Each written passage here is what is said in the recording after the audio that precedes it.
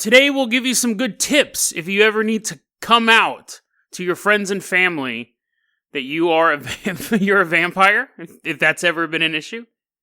And then we travel to Indiana in the late 80s. 9 children come forward saying they are being involved in satanic cult activities. Is there any truth behind the allegations? Was there anything hidden in the Blue House? Today on Dead Rabbit Radio.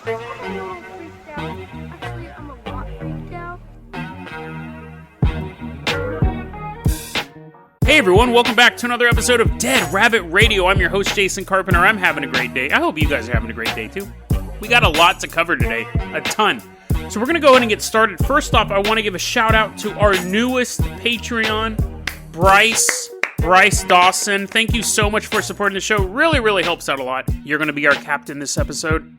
If you can't support the Patreon, that's cool too. Just help get the word out about the show. Really helps a lot. So Bryce, let's go ahead and we're going to get let's get the Dead Rabbit dirigible. We have not used that in a long time. My custom-made blimp. Let's all hop on board the Dead Rabbit dirigible. Bryce Dawson's shoveling coal into the engine. He's like, can't you have like an actual engine, like a gas-powered engine? I'm like, I could if I had more Patreon money, but I don't. So you gotta shovel coal in. He's like, why am I doing this? It's just part of the fun. So anyways, here's the thing. We're going to take the blimp out to New York City. Now, I've done a lot of vampire stuff this week. I originally toyed with the idea of doing a vampire theme week, and I got lazy, so yesterday's episode had no vampires whatsoever. Tomorrow's episode is nothing but vampires, and a really cool vampire story. And then another one that's funny. One cool one, one funny one. This episode, though, is our last look at... I'm sad to say goodbye, but I've got all the content I can out of this website. Vampirewebsite.net. I just love how generic that title is. And it says what it is, and it does what it says. It is a website for vampires. And I was talking to my little brother about this. He goes, it sounds like a troll. And I'm like, please be a legitimate website. I'm pretty sure this guy actually thinks he's a vampire. I could have been fooled, but let's take a look one last time at vampirewebsite.net. Because we've learned some great stuff this week about how to know if you're a vampire, and I forgot what the other stuff I talked about. Oh, coronavirus can affect vampires. We've learned some real facts today. But now we're going to learn a very valuable life lesson. So Bryce, is all the coal? All right, he got all the coal loaded up. He's standing behind the wheel. We are flying out to New York. We get there. We're going to land in the ghastly garden of macabre flowers and stuff. We land in that. We are at the headquarters of the vampire lord Stephen, the great architect of humanity's fall, and we're walking around his garden checking this out. So here's some things you probably didn't know about vampires, right? I'm gonna try to bust through these because I could spend literally all day long talking about this. So we learned a lot about vampires this week, but today we're going to learn about a very important vampire fact. That is how to come out of the vampire closet, or vampire casket, right? How to come out of the casket and let people know, your loved ones, that you are a vampire. And luckily, there is a step-by-step process here. Actually, it's just a step. But let's think, the step is saying what you are. I'm a vampire. But let's take a look at this. So, talking about I'm going to read from this website about how to tell your friends you're a vampire. I'm reading from this. Quote, not sure how to tell them? Not sure how they will react. I'm assuming they will react with concern and worry, but back to this quote, not sure how they will react? Here's a few suggestions on how to break the news to them. From real vampires that have already done it, including myself many times. It gets easier every time. Unquote. So from that, I'm guessing this dude has blown through a lot of friends, right? Because basically, like, if you come out of the coffin and you go, I'm a vampire, and you tell all your friends that, then that's kind of it. If you're like, oh no, I do it all the time, that basically means that your friends are like, yeah, no, we're busy this weekend, bro. We're like, not having mental problems, thinking we're vampires, so, see you maybe at Fuddruckers next Monday for Sarah's birthday. Oh yeah, I'll be there. Do they serve blood there? No, they don't. Okay, this is why we're not hanging out with you anymore. The fact that he had, oh, dude, I do this all the time. I say at least once a month, I have to tell one of my new friends I'm a vampire. Here's a very, very important part about coming out, and this is so telling. This is so telling. It's made very clear on the website. Now, this might shock you. This might shock you. But it makes it very clear on the website that some people who think they are vampires are actually mentally ill. According to this website, I don't want to make that claim myself. I believe all vampires. If someone tells me they're a vampire, I do not question it one bit. But apparently, I've been wrong. Apparently, according to vampirewebsite.net, some people who claim they are bloodthirsty revenants of the Dark Lord are actually mentally ill. So here's this next passage. Most people who believe they are a real vampire simply have a psychological problem. Okay. So at this point, I've been this is like the second hour I was reading this website, and I was just enthralled. Oh no, he put his hypnotizing vampire power on me, the webmaster. I was already enthralled when I get to this point. It really should be the header. Before I took the quiz on tell whether or not I'm a vampire and all that nonsense, before I'm eating medium rare steaks. Let's go back to this quote. Most people who believe that they are a real vampire simply have a psychological problem. Make sure you are not one of these people before you go around claiming to be a vampire. So yes, now I am supposed to be like, I'm reading this website, taking this quiz, and I go, wait a second. Maybe I'm simply mentally insane. Before I go around and tell people I'm a vampire, I should go to a therapist? Like, I don't understand the logic of this. The tricky thing about being insane, the scary thing about being insane, is that you don't know you're insane. And they say as long as you can question your sanity, you're not insane. If I'm sitting, if I was mentally ill, I'd read that and be like, yeah, those other people who think they're a vampire and aren't, but I clearly am. I've overdosed on iron supplements all week long and I'm not dead. I am clear. Bleh. So, I mean, it's really hard to self-police mental illness. Especially when you're, again, like 2 hours deep on a vampire website. But I never once thought that someone who claims that they get energy from drinking human blood would be insane. So that is a revelation on this website. But that is something you should always remember, right? Don't be insane. That's something that you should be aware of. If you think you're a vampire, you may also just be an insane person. He then goes off on this weird thing about people enabling insane people to think they're vampires, and then has a dark anecdote about somebody putting blood in their baby formula because she thought her newborn baby was a vampire. Like, that's CPS, bro. Like, at that point you put the things away and you go, game's over. I need to call the police because you think your baby's a vampire and you're feeding him human blood. Like, all the fun we've had up to this point, talking about eating steaks and overdosing on iron supplements and all this stuff. At a certain point, when someone, according to him, the actual word he used, I have observed the following, and then tells this story. The mother was convinced the newborn was a vampire because she could sense it. So she fed her baby blood as well as formula.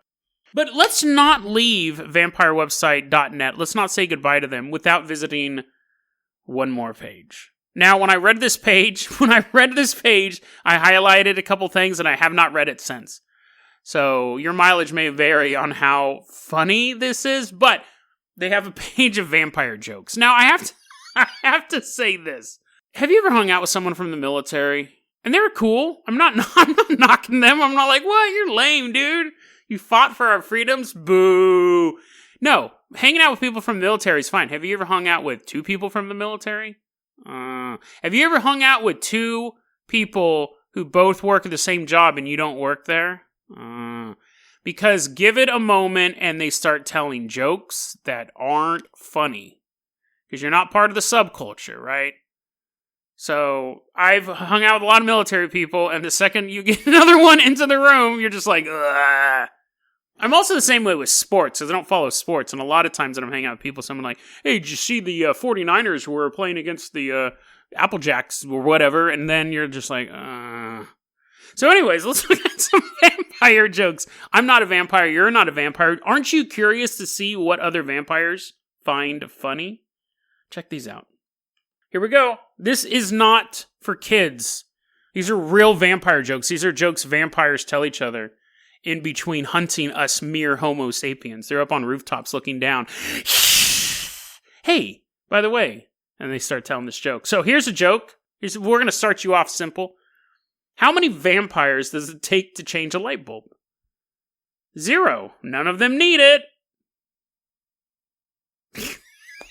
Could you imagine typing that out? Here's the thing. First off, you would have had to hear that joke and thought it was funny enough to then repeat, or to memorize it, at least, and then to repeat it, and then at a certain point you go, someday I'm going to start a website, and when I do, I'm going to have a vampire jokes page. That's going to be the first one on there. Here's the next one. What does a vampire dream of all the time? Okay, here's the thing. I gotta deconstruct this joke without even telling the punchline yet. Punchlines are supposed to make sense, right? It's not just, it's supposed to make sense and be funny. It's not just a fact. You can't go, why didn't the guy walk on the beach? Well, because he didn't have shoes on and he didn't want to get dirt. That's not a joke. That's just a fact. What does a vampire dream of all the time? This is the answer. Something warm, hot, and juicy. That's not a joke. It's not a pun. It's not fun. It's not funny at all. At all. But don't worry, guys. We got a few more of these. Here's a longer one. Here's a actual setup joke. This is a setup joke. 3 vampires walk into a bar. The first vampire walks up and says, "Bartender, give me a shot of blood and vodka." The second vampire walks up, goes, "Give me a shot of blood and vodka." Third vampire walks up and goes, "I would like a glass of hot water, please." "I would like a glass of hot water, please." And the bartender gives the blood and vodka to the first guy and gives the blood and the vodka to the second guy. And the third vampire, he puts down the hot water. And he goes, "Why are you just getting the hot water?" And the vampire pulls out a used tampon and goes, "Tea time!" Okay, to be fair, that joke is mildly funny. That's a joke that you don't have to be a vampire to appreciate, right? It's disgusting. Don't get me wrong. It's super gross. But you could tell that joke when you're out drinking with your buddies. I mean, maybe if you're between the ages of 18 and 22. I read it and I thought it was funny. And that actually set off a weird chain reaction. Here's 2 more jokes. Here's 2 more jokes along the same vein. Get it? Here's a limerick. They're getting more clever. Here's a limerick. There once was a vampire named Mabel, whose period was notoriously stable. So one night in June, she sat with a spoon and drank herself under the table. That's gross. That's gross. It does make you wonder, do vampires have periods? But then I realized that vampires don't exist, so why am I even asking that question? I don't think they would, because vampires can't have babies. I guess Darla had a baby in Angel, or in Buffy, one of the two, but then there's a couple more period-based ones. I'm not going to waste your time with that. So there we go. That is the end of our journeys through vampirewebsite.net. We will end it with a disgusting limerick. Thank you, good Emperor of the Night, you horrible vampire Stephen. Thank you for letting us into your abode, letting us laugh at your jokes, eat your medium rare steaks, and hopefully not catch the coronavirus. We are in New York City, after all. I didn't think about that. We visited this city 3 or 4 times this week. Bryce, let's go ahead and call in the Carpenter Copter. We're going to fly out of here. We could magically turn into bats, but then I'd have to come out of the coffin and admit to all of you guys that I enjoy the taste of blood. And I enjoy really bad vampire jokes. Let's hop on board the Carpenter Copter. Bryce, we are flying out to Indiana. Now, I got to tell you this. I genetically engineered this episode because I knew this back half, I'm not going to get super graphic. That's really not what I do on this show, but it involves kids and it involves, sexual abuse and stuff like that. And I'm not going to go into details. I'm going to focus more on like the overlying crime and the societal issues. But that I thought was a funny intro because we're probably not going to get super funny after this point. And if you don't like this subject matter, totally fine. I'll see you tomorrow. But again, I never really go into the details and stuff like that. And this story was recommended to me by Blue Cat. Blue Cat via email. So thank you so much, Blue Cat, for sending this one on over. Bryce, I want you to bring that Carpenter copter nice and low. We're flying over Evansville, Indiana.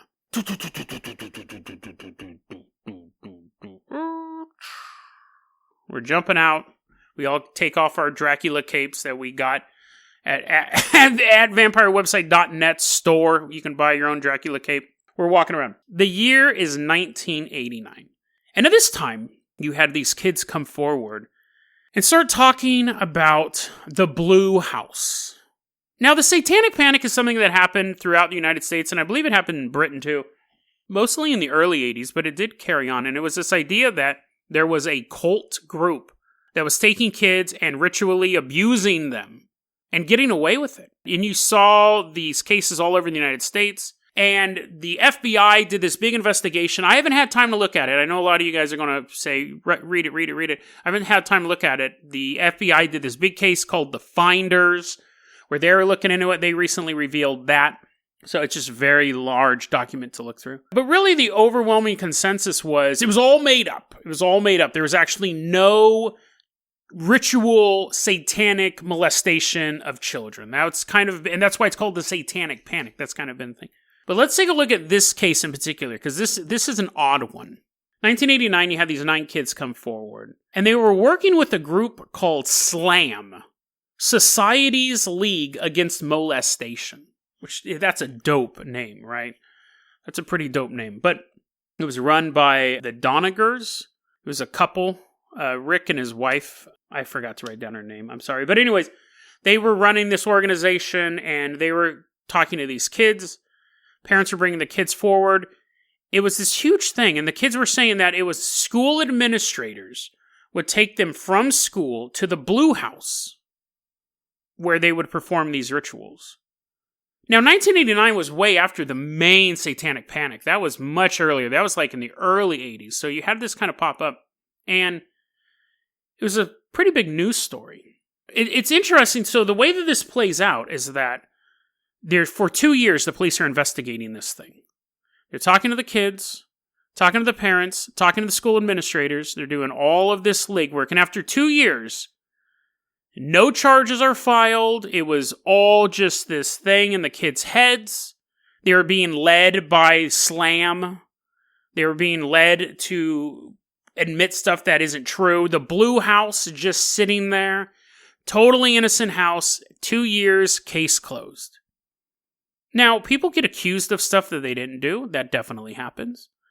People can be led. People can, ask me a question, and they start to navigate me to the right answer. You can do that to an adult, let alone a child. So that was kind of the thing. This is another example of the Satanic Panic. Nothing happened to these kids, and they've created this myth of this satanic ritual taking place in the Blue House. It's all made up. But what's interesting about this case is that the question, even with the prosecutor, so the prosecutor was Stanley Levko, even the prosecutor believed some of these children were being abused. He just didn't believe in the satanic angle. There was a quote from a mother, and she said, "Forget the ritual. There are kids being molested, and nothing is being done." Stanley Levko, the prosecutor, said, quote, "It's a tragedy when a child's been abused, but it would also be a tragedy to have someone falsely accused. My opinion is not that none of these children have been abused, but that they have not been abused in the way that has been said," unquote. These children were showing signs of abuse, but not satanic abuse. And it overwhelmed the story. It became so, if it was just a child being abused, that's a horrible thing. But when you throw on the satanic imagery and these rituals and all of these horrible things going on, it makes it more media worthy. there was never any charges filed. These children, we never knew who actually abused these kids. There was one professor of psychology who she had interviewed all the kids. Her name was Susan Donaldson. And she interviews all of them, and she does not believe the satanic story as well. She thinks that that's made up. There's no ritual going on, but she concurs that at least some of them were being abused in some fashion or another. But one thing she notices over the course of her investigation is that each of the 9 childs has a very faint, identical scar on their arm. Now, these children are all just being abused randomly. That would be a pretty big coincidence.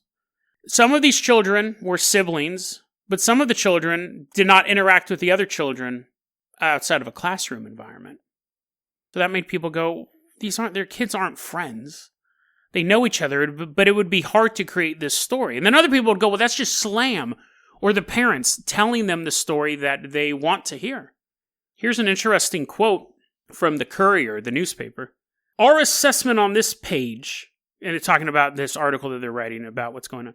Our assessment on this page was that for the allegations to be true, it would have required an absurd belief in a police, prosecutor, principal, parent, teacher, news media, major corporation conspiracy theory, unquote.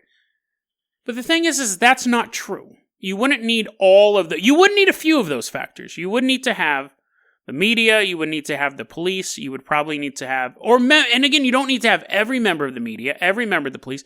You just need to have people in key positions to cover things up. So that's a little overselling it. You wouldn't need everyone doing it, but if you had a couple school administrators, they're friends with a couple cops, and then you had the right lever of power in the county government, you could pull something like this off. It doesn't need to be this wide-ranging thing. I can see where they're coming from, but that's just not true. What's interesting is that when the investigation was going on, the big question is, well, let's just go in the Blue House, right? That's where all of this stuff takes place. Let's just go in the Blue House. We can interview the school administrators who can have viable alibis. Some of them may have been innocent. They may all have been innocent. But let's just go in the Blue House and check it out. So cops go to get a search warrant for the Blue House. The prosecutor, Stanley Levko, refuses to allow it.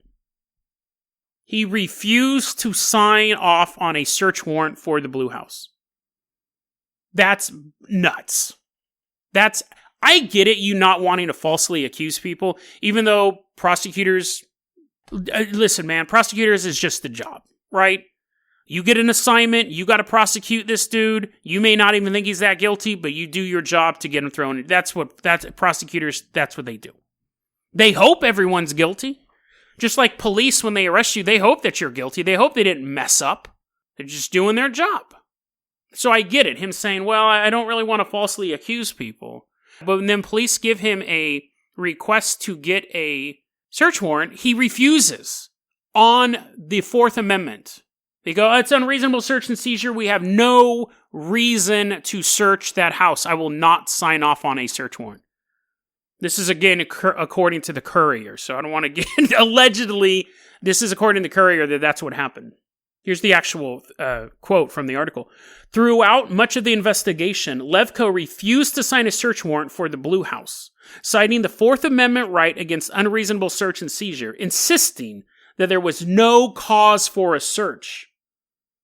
There is cause. People are saying that they're being taken there and being sexually abused. And the Courier earlier was saying for this to take place, you would need to have the media and the police. And here's literally the next line in this article from the Courier. So that you had the thing saying Levko refused to sign the search warrant. This article was written years later. This was when he was retiring. So this wasn't at the time this was going on. This is afterwards with hindsight. So the Courier article says, throughout much of the investigation, Levko refused to sign a search warrant for the Blue House, citing the Fourth Amendment right against unreasonable search and seizure, insisting that there was no cause for a search. Levko, who leaves office this week after 20 years, said in the Sunday news story that his refusal to seek a search warrant was something he was proud of. He should be. Unquote. I cannot imagine a scenario where there is allegations of drugs being dealt out of some trap house And the prosecutor going, well, we just have these 9 kids over here who's saying they're buying drugs from that house, but then we interviewed the drug dealers and they said, oh, we're not selling drugs, so there is no reason why we should search that drug house. That is against the Fourth Amendment. There is no world where that scenario happens, right? And then you have this newspaper saying, he should be proud of that, guys. He should be proud. Now, I want to be fair here. I am in no way saying that these allegations are true. But that's a botched investigation. Just open the door and look in. The cops asked for the search warrant. And Levko said, no, it's against the Fourth Amendment. We're not going to do that. Even though he may order doors to get kicked in because some dude smoking weed in 1992, this is unreasonable. 9 kids saying something was happening there. So the weird thing, again, is that even the prosecutor was saying, these kids are getting abused. We just don't think there's a satanic angle to that. There is a conspiracy theory or a rumor that sometimes people in these child molestation rings will put in satanic imagery into it simply to make the story seem so unbelievable.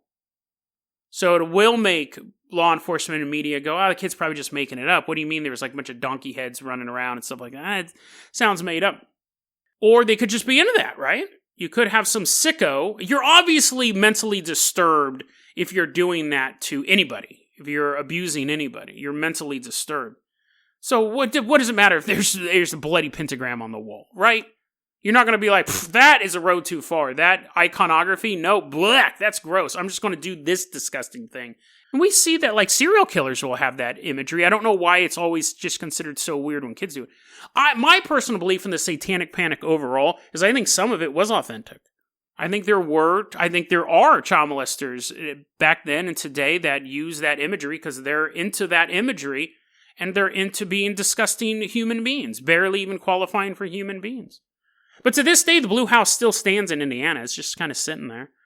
And they didn't knock it down or anything like that.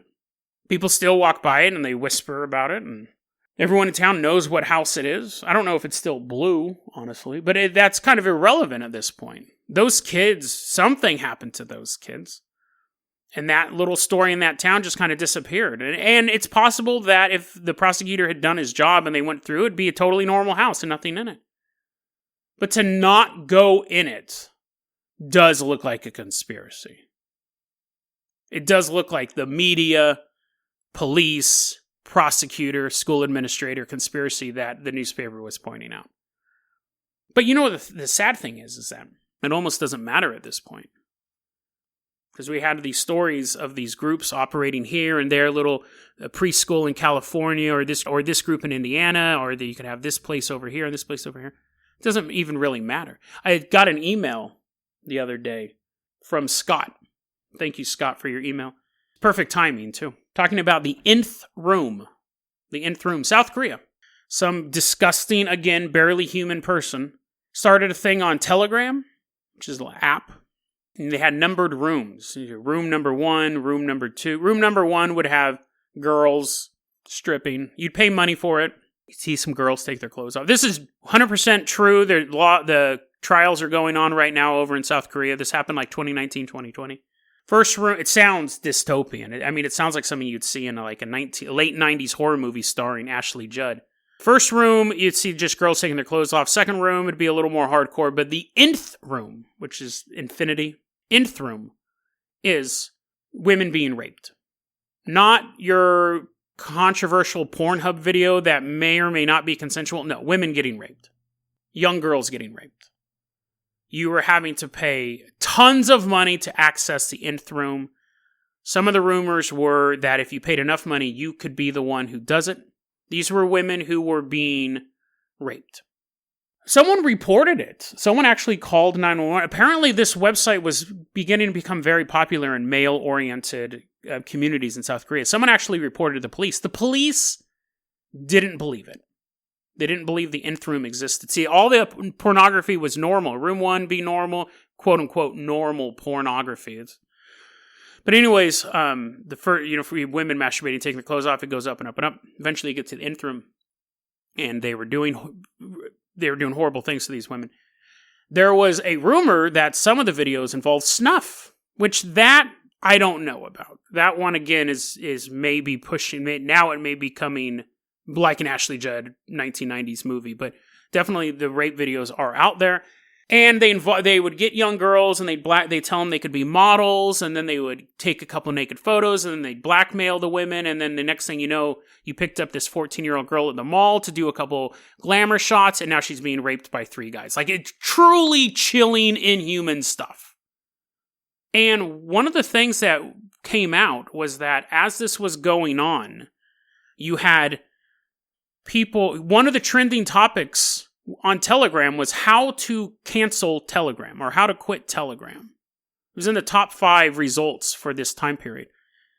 And what people believe is that was men who went to the Nth Room trying to figure out how to delete Telegram and all the files from Telegram on their phone.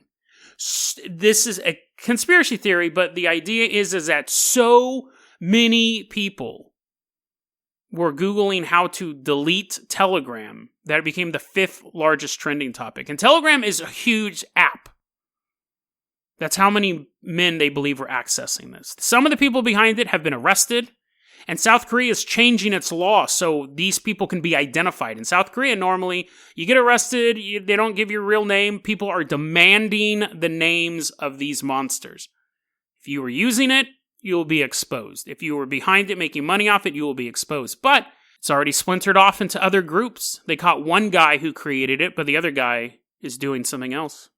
We live in this world now. It used to be, you have a little tiny town in Evansville, Indiana, that had this issue. And that, again, is just an example. These groups are everywhere. We're no longer these tiny towns. We're no longer these tiny little rumors, possible cover-ups. Who knows? We're no longer this. We're now nations. Nations full of these things. If this was going on in Evansville, Indiana in 1989, it would just be the people in town that were involved. Now you can have 15,000, 20,000, 30,000 people visiting these websites. This is everywhere. We all live in the blue house now. deadrabbitradio@gmail.com is going to be our email address. You can also hit us up at facebook.com/deadrabbitradio. Twitter is @deadrabbitradio. Dead Rabbit Radio is the daily paranormal, conspiracy, and true crime podcast. You don't have to listen to it every day, but I'm glad you listened to it today. Have a great one, guys.